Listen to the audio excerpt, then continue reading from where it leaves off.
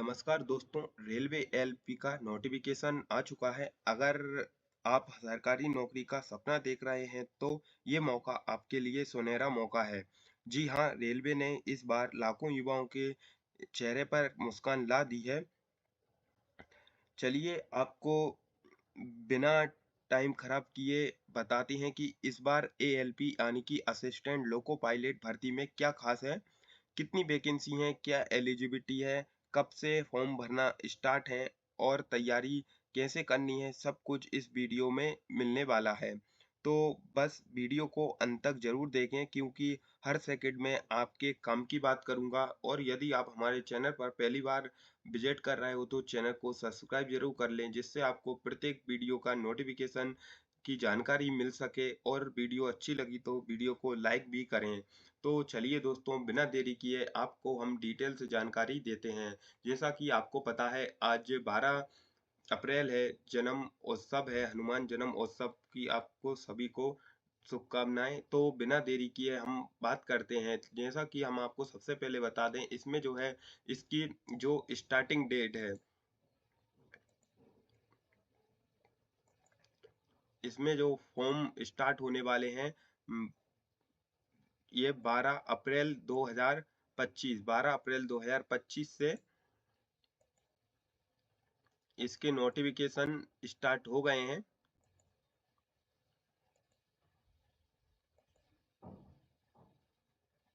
जैसा कि आप यहाँ पे देख सकते हो 12 अप्रैल 2025 को इसका फॉर्म भरना जो है स्टार्ट हो चुके हैं, इसकी ओपनिंग स्टार्ट हो चुकी है और इसकी जो क्लोजिंग लास्ट डेट रहने वाली है ये रहने वाली है 11 मई 2025 इसकी लास्ट डेट रहने वाली है।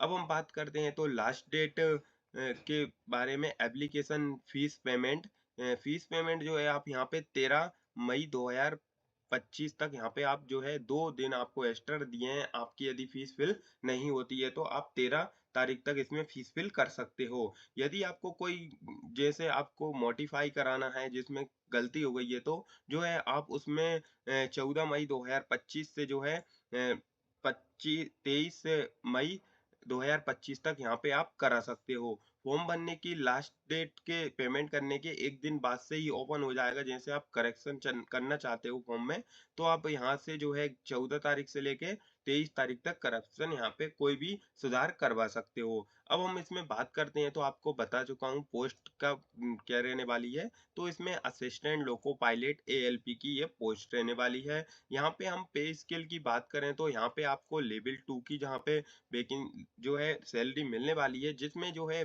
बेसिक पे की बात करें 19,900 यहाँ पे बेसिक पे रहने वाला है। उसके बाद जो है आपका यहाँ पे अलाउंस और जो है कई सारे भत्ते मिलते हैं, उनको मिला के आपकी यहाँ पे सैलरी अच्छी खासी मिल जाती है। अब हम बात करते हैं इसमें मेडिकल अच्छा होता है। मेडिकल स्टैंडर्ड टेस्ट की हम यहाँ पर बात करते हैं तो यहाँ पे A1 का यहाँ पे मेडिकल होता है। यहाँ पे डिटेल से भी बताया गया है कौन-कौन सा मेडिकल माँगा गया है, जिसमें जो है यहाँ पे चश्मा यानी गूगल्स नहीं चलते। अब हम बात करते हैं एक यहाँ पे एज रिलेशन या एज की। तो जो है 2024 में जो वैकेंसी निकाली गई थी उसमें एज रिलेशन दिया गया था 3 साल एक्स्ट्रा मगर इस बार नहीं दिया है। इसमें जो है हम बात करेंगे 18 से 30 इयर्स यहाँ पे एज रखी गई है और टोटल ऑफ वैकेंसी की हम बात करते हैं तो यहाँ पे आपको 9,970 यहाँ पे वैकेंसी देखने को मिली हैं। अब हम बात करते हैं इसमें क्वालिफिकेशन की क्या क्वालिफिकेशन दी गई है। तो सबसे पहले जो है इसमें क्वालिफिकेशन काफ़ी ज़्यादा इम्पोर्टेंट हो जाती है। अब हम बात करते हैं सबसे पहले हम आपको इसमें मेडिकल टेस्ट के बारे में बता दें क्योंकि मेडिकल इसमें काफ़ी इम्पोर्टेंट हो जाता है एग्जाम के बाद। इसमें A1 का जो मेडिकल होने वाला है, इसमें जो है आपका उसके बाद फिजिकल लॉजी लॉजी भी होता है यहाँ पे। यहाँ पे हम बात करते हैं रिस्पेंस टेक्स। यहाँ पे जो है आपका 6/6 की आइस होना चाहिए और यहाँ पे आप गूगल्स विथ यहाँ पे नहीं होना चाहिए, आपका यहाँ पे चश्मा नहीं होना चाहिए। नेवर वर्जन या 6.6 यहाँ पे कलर ब्लाइंड से नहीं होना चाहिए। यहाँ पे कलर ब्लाइंड्स यहाँ पे नहीं चलेगा। और यही सारी चीज़ें यहाँ पे जो है मेडिकल में मांगी जाती हैं। अब हम बात करते हैं यहाँ पे एज रिलेशन की। तो एज की हम बात करते हैं तो यहाँ पे क्या-क्या एज में क्या जैसे कि हम आपको बता चुके हैं 18 से 30 ईयर से यहाँ पे एज रखी गई है, लेकिन यहाँ पे एज रिलेशन में जो है SC/ST कैंडिडेट के लिए 5 ईयर्स का एज रिलेशन है और OBC के लिए 3 ईयर्स का है। इसी तरह से एक्स सर्विसमैन अलग-अलग दिया है। जो है पिछली साल 2024 में 3 साल एक्स्ट्रा मिले थे, इस बार जो है 3 ईयर्स की जो छूट मिलती है OBC को, वो यहाँ पे मिलती है। यानी कि हम बात करें तो यहाँ पे 18 से इसमें 35 साल तक जो है SC/ST कैंडिडेट अप्लाई कर सकते हैं और 18 से यदि आपकी 33 साल है तो OBC यहाँ पे अप्लाई कर सकते हैं। अब हम नीचे बात करते हैं तो इसमें क्या रखा गया है, इसमें यहाँ पे आप देख सकते हैं यूआर के लिए अपर लिमिट एज एज यहाँ पे जो है अपर लिमिट एज आपका जो है जन्म ओबीसी का जो है 2/7/2019 का होना चाहिए। इसी तरह ओबीसी का 92 और जो है SC/ST कैंडिडेट के लिए 1990 का जन्म यहाँ पे चलेगा। ऑल कैंडिडेट्स की हम बात करें तो यहाँ पे 1/7/2017 तक यहाँ पे जो है इनकी एज काउंट की जाएगी। अब हम बात करते हैं तो इसमें एज क्वालिफिकेशन की पहले जो भी चीज़ आती जाएँगी हम आपको स्टेप बाय स्टेप बताते जाएँगे। तो इसमें फ़ीस का दिया गया है एप्लीकेशन फ़ीस। यहाँ पे जो है ऑल ओवर कैंडिडेट के लिए यहाँ पे ₹500 चार्ज की जाएगी और SC/ST कैंडिडेट के लिए ईवीएसटे जो है यहाँ पे उनके लिए ₹250 चार्ज किए जाएँगे। अब हम बात करते हैं तो यहाँ पे फ़ीस पेमेंट के बारे में दिया गया है। उसके बाद हम नीचे आते हैं तो यहाँ पे ओबीसी के बारे में दिया गया है और अब हम यहाँ पे बात करते हैं तो एक्स सर्विसमैन के बारे में दिया गया है एज रिलेशन। हम बात करते हैं तो रिक्वायरमेंट प्रोसेस, क्या इसमें प्रोसेस रहने वाली है रिक्वायरमेंट। अब हम बात करते हैं सबसे पहले जो होगा आपका यहाँ पे candidate can apply online only RRB online, यहाँ पे एप्लीकेशन ऑनलाइन ही हमेशा अप्लाई किए जाते हैं। अब हम बात करते हैं यहाँ से रिक्वायरमेंट प्रोसेसिंग की, यहाँ पे क्या रहने वाला है कंप्लीट स्टेज। हम बात करते हैं सबसे पहले आपका फर्स्ट स्टेज में आपका यहाँ पे CPT 1 होने वाला है। उसके बाद आपका सेकंड स्टेज में CPT 2 होने वाला है। उसमें भी हम देखेंगे कितने नंबर ऑफ क्वेश्चन आते हैं, कितना टाइम मिलता है। फिर उसके बाद यहाँ पे कंप्यूटर बेस्ड एप्टीट्यूड टेस्ट होता है जिसे हम CPAT कहते हैं। उसके बाद डॉक्यूमेंट वेरिफिकेशन यहाँ पे होता है। उसके बाद मेडिकल एग्जामिनेशन यहाँ पे कराया जाता है।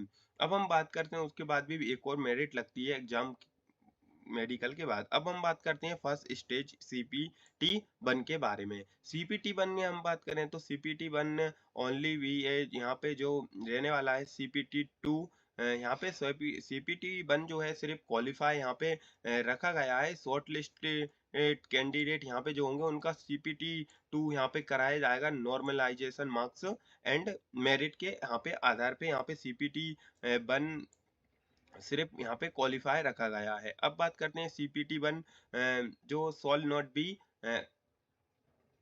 कनेक्टेड विद यहाँ पे फाइनल पैनल। अब हम बात करते हैं पैटर्न क्या रहने वाला है CPT 1 का। तो CPT 1 में जो है आपके यहाँ पे नंबर ऑफ क्वेश्चन 75 नंबर आएंगे, जो है मिनिमम मार्क्स इन 75 का रहने वाला है। यहाँ पे जो है 1/3 की यहाँ पे नेगेटिव मार्किंग रहने वाली है, 1/3 की यहाँ पे नेगेटिव मार्किंग रहने वाली है CPT में। और यहाँ पे जो है आपके यहाँ पे पासिंग मार्क्स EWS के लिए 40%, NCL OBC के लिए 30%, ST के लिए 30%, ST के लिए 25% यहाँ पे पासिंग मार्क्स रखा गया है। अब बात करते हैं ये सिलेबस दिया गया है, यहाँ पे मैथमेटिक्स का सिलेबस दिया है, एप्टीट्यूड का दिया गया है, यहाँ पे जनरल साइंस यहाँ पे पूछी जाती है, जनरल अवेयरनेस यहाँ पे 75 टोटल क्वेश्चन यहाँ पे मिला के पूछे जाते हैं। अब बात करते हैं CP2 में भी सेम प्रोसेस रखा गया है, जिसमें हम नंबर ऑफ क्वेश्चन की बात करते हैं तो इसमें आपको यहाँ पे CPT 2 में जो है कंप्यूटर बेस्ड टेस्ट में पार्ट ए और पार्ट बी दो तरह के यहाँ पे एग्जाम कराए जाते हैं, जिसमें टोटल ड्यूरेशन यहाँ पे आपको 2 हॉर्स से 3 मिनट यानी कि 2.5 घंटे का समय मिलता है। टोटल क्वेश्चन ऑफ यहाँ पे 175 क्वेश्चन रहते हैं, जिसमें पार्ट ए में 90 मिनट्स आपको मिलेंगे, 100 क्वेश्चन रहेंगे, और जिसमें पार्ट बी में 60 क्वेश्चन रहेंगे, जिसमें आपको 75 क्वेश्चन मिलने वाले हैं। There shall be negative marking for 1/3, यहाँ पे भी इसमें भी नेगेटिव मार्किंग रहती है, 1/3 की यहाँ पे नेगेटिव मार्किंग रहती है।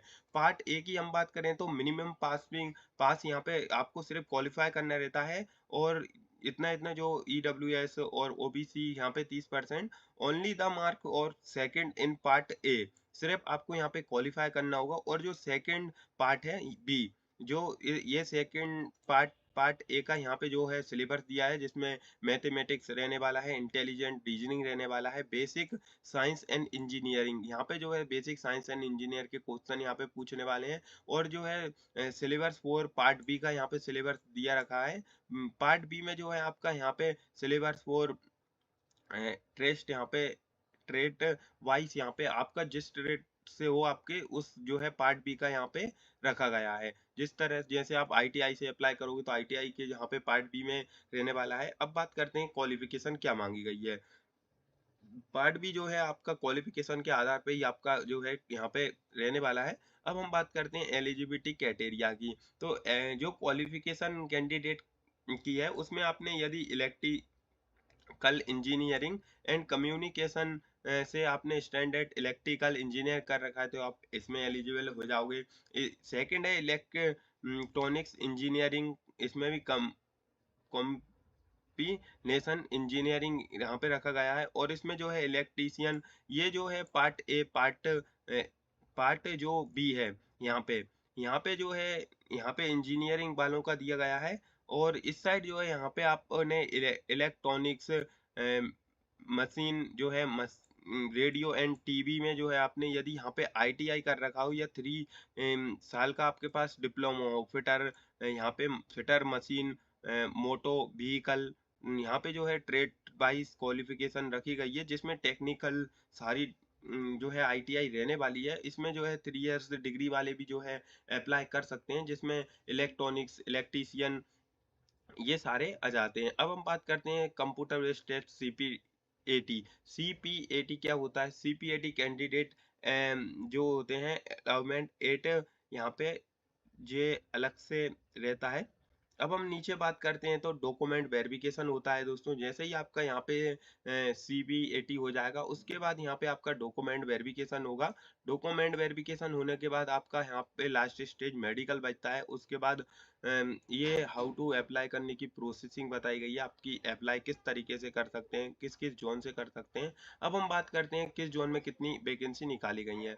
और यहाँ पे जो है असिस्टेंट लोको पायलट की पोस्ट है, यहाँ पे आप देख सकते हो लेवल 2 की यहाँ पे। और 19,900 यहाँ पे बेसिक पे बनेगा। A1 का यहाँ पे मैं आपको बता चुका हूँ, मेडिकल रहने वाला है यहाँ पे। और यहाँ पे जो है मिनिमम क्वालिफिकेशन भी दी रखी है एनसीबीटी से, यदि आपने आईटीआई कर रखी हो।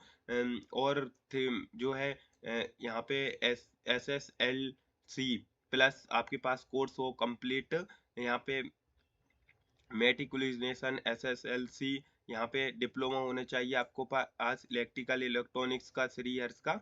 आईटी नॉट डिग्री, यहाँ पे लिखा है not degree in the engineering disciplination, यहाँ पे आपके पास डिग्री होनी चाहिए। अब हम बात करते हैं किस किस पोस्ट जो है जोन में आरआरबी में कौन कौन कितनी वैकेंसी निकाली गई हैं। तो अब हम यहाँ पे बात करते हैं तो जैसे अहमदाबाद का जो निकाली गई है, जिसमें 497 टोटल निकाली गई हैं। इसी प्रकार से आप जो है अजमेर में देख सकते हो 600 जो है 69 निकाली गई हैं। और यहाँ पे इलाहाबाद में देख सकते हो, यहाँ पे इलाहाबाद में 80 निकाली गई हैं, जहाँ पे WR और NWR की वैकेंसी रहने वाली है। भोपाल की हम बात करें तो भोपाल मध्य प्रदेश में जो कि यहाँ पे 46 MR WR की और WCR में निकाली गई हैं 618 निकाली गई हैं। इसी प्रकार से टोटल ऑफ वैकेंसी अपनी यहाँ पे 9,970 वैकेंसी हो जाती है। आई होप दोस्तों आपको हमारी इन्फॉर्मेशन अच्छी लगी होगी। इन्फॉर्मेशन अगर अच्छी लगी हो तो वीडियो को लाइक करें और चैनल को सब्सक्राइब करें। तो मिलते हैं नेक्स्ट वीडियो में नए अपडेट के साथ।